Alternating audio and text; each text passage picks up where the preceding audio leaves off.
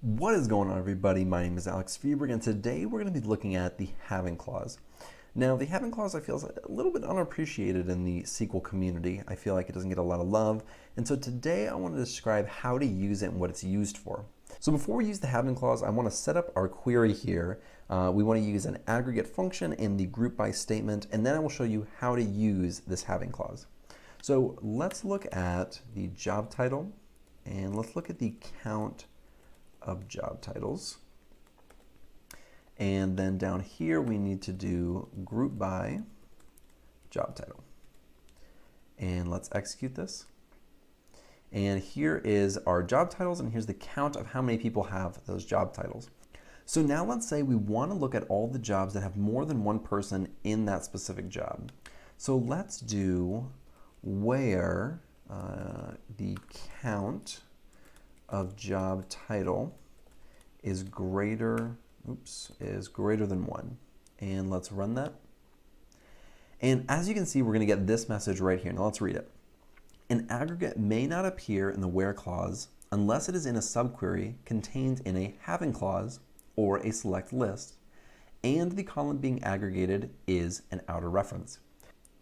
What that is basically saying is we cannot use this aggregate function in the where statement. We need to use a having clause.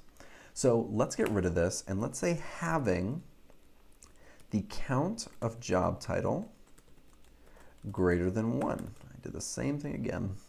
And let's execute this, and we're still going to get an error. Now, why are we getting that error?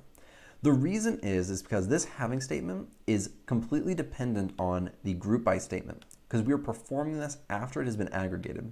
So this having statement actually needs to go after the group by statement, because we can't look at the aggregated information before it's actually aggregated in that group by statement. So now let's run this, and it worked perfectly. So now we only have the jobs that have more than one employee for that job title. So now let's look at one more example. Let's do the average, let's say salary, and let's get rid of this having clause real quick, and just to look at this information. And let's do order by, and we'll do average salary.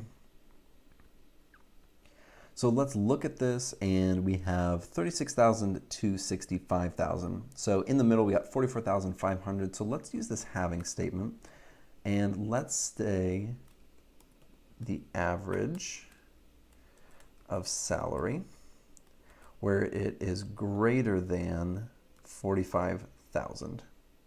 And we actually need to put this right here, right after the group by and before the order by. So let's run this and see what we get.